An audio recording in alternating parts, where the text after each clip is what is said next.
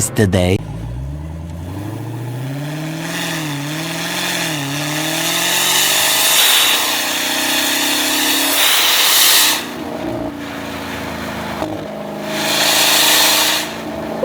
From 0 to 20, like zzz, shh. He hears it. I like you hear it, right? He like, yeah, like shh. Like you hear it, right? Like I'm not crazy. You hear this crazy sound, and it doesn't sound like coming from behind you.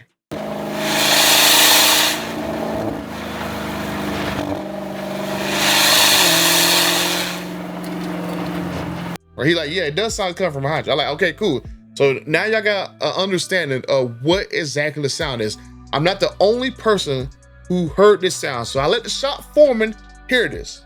Eventually. So we gotta have another conversation about my Demon 170 because now I've gotten it back from the dealership for the past week, and I was gonna make a video about this earlier, but for some reason Stellantis didn't close out their ticket and stuff, so I didn't have a list of all the stuff that was going wrong with my car and all the stuff that got replaced in my car. So now, after a week, I finally have a list of all the stuff of all the stuff that was replaced on my Demon 170. So let's see what that first engineer who said that my car was perfectly normal, let's just see how good his assessment was.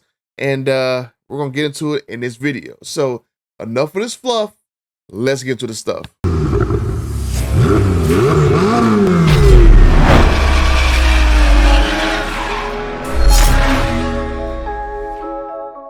Okay, I'm over 45,000 friends, and it's 66% of you guys who are tuning in but not subscribing.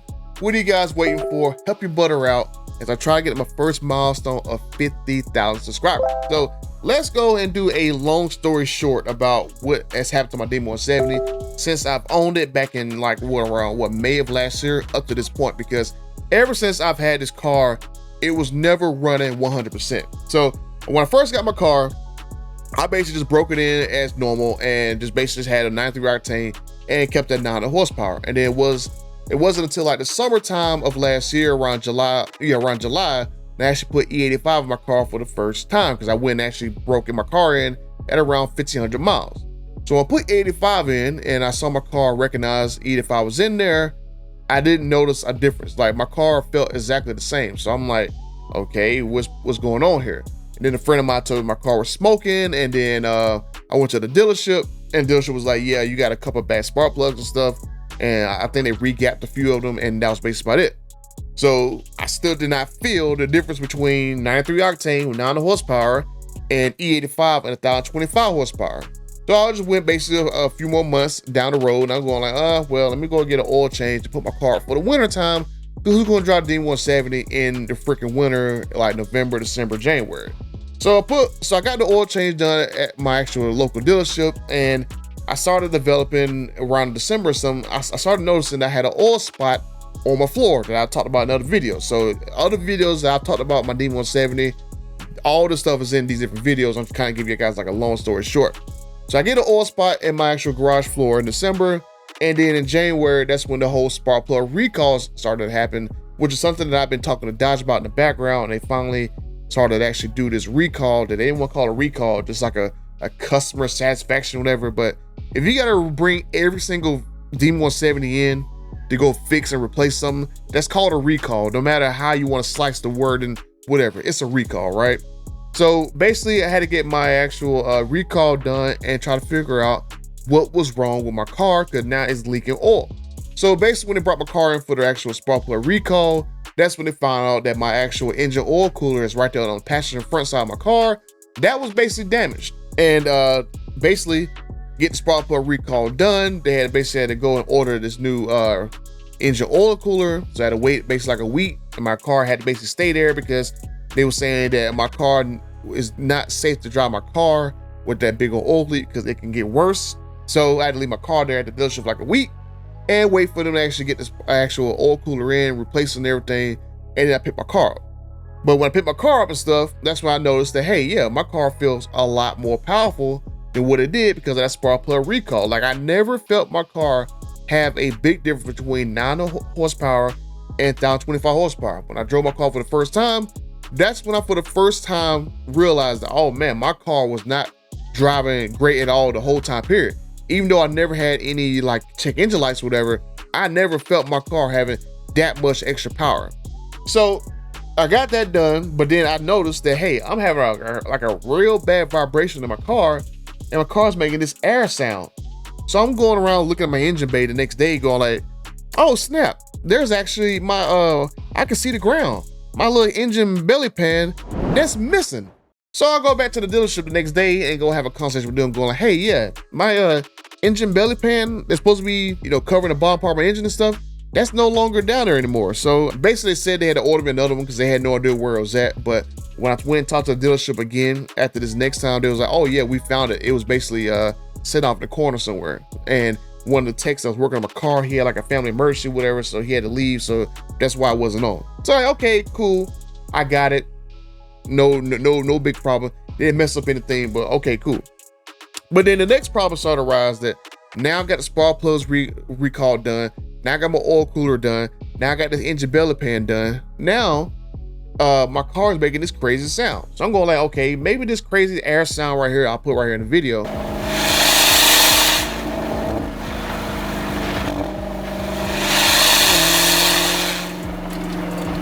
Maybe this crazy air sounds coming from my Mickey Thompson tires being very, very bad. So I basically went and actually got my Mickey Thompson tires replaced with a brand new pair, and then the sound is still there. And so I went back to the dealership again for them to basically go like, hey, can y'all diagnose the sound? It sounds like an air compressor going off behind me. And then they had an engineer that was already working on somebody's car in Charlotte, North Carolina. He basically came up to go look at my car.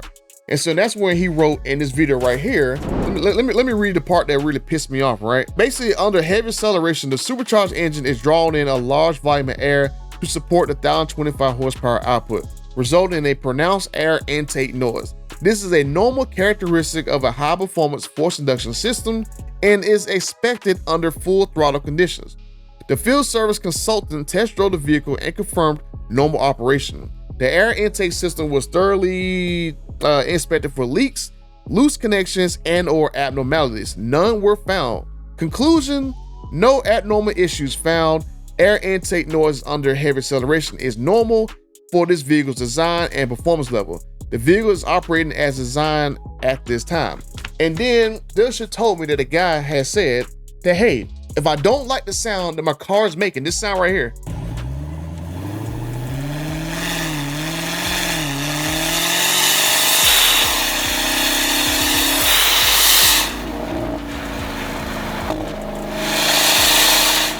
if I don't like that sound, just roll your windows up so I don't hear it no more. Like, that's literally what this dude tried to tell the dealership to tell me, to roll my window up if I don't want to hear this, right? So I'm like, you know, I'm not even gonna be pissed off at the dealership. And I told him, look, I'm not mad at y'all for what he said and talking about all this crap right here is normal, even though everybody and their mama know there's something wrong with my car. Because I recreated the same sound to the actual shop foreman and stuff. And he's like, yeah, that doesn't sound right? Because he went in for a test drive with me, so I can basically show, hey, look, this is how my car is sounding. And, you know, like I said, I'm not getting mad at the dealership because doing what the engineer, he's supposed to be the expert, told them, right? So I was like, you know what? This is like one time where I'm not going to accept what these guys told me, because this right here is a prime example that, hey, sometimes you need a second opinion. And I'm like, you know what? Bump this. I'm going to go prove my point. I'm going to prove my point by putting a camera on the back of my car, and I'm going to go driving off and stuff. And I'm going to basically get this video footage and put it in the video, and then I'm going to send this video off to people to say, hey, look, is this how Demon 170 is supposed to sound? According to an engineer, this is a normal operation of having a car that's like 1,025 horsepower. And obviously, Stellantis was pissed off at that video and got pissed off the engineer or the consultant, whoever he was. And basically, they had already called my dealership back to be like, hey, look, whenever, you know, Butter comes back in to drop his car off to get it rechecked again for this obvious issue, let us freaking know. Because like after this situation happened where you know, my car making a sound and I got the video footage and stuff, my car had called a check engine light. I sent a picture of that off in the video, but actual exhaust system was making this ticking sound as well, like every 42 seconds, tick tick, and then tick tick, and then tick tick. they was like, yeah, we need to go ahead and get this guy's car in and let's get it checked, because it's not a good look to have an actual influencer like me, you know, broadcasting all this damn nonsense going off, right? So basically, a second engineer came, looked at my car, and they basically was like, yeah, they did a few tests of my car, and I think it's right here on my second page. Well, on the first page it says that, let's see, customer states he had code 2629 pop up on the dash. The code has gone away, but customer states there is a ticking noise coming from the left rear exhaust area every 42 seconds with the vehicle running or in the on position. Advisor is able to duplicate in the lane and has videos of the noise concern vehicle, and the vehicle is under warranty, blah, blah, blah, blah. And then when the engineer actually came in, this is where he was like, yeah, upon arrival, no active TTCs were present.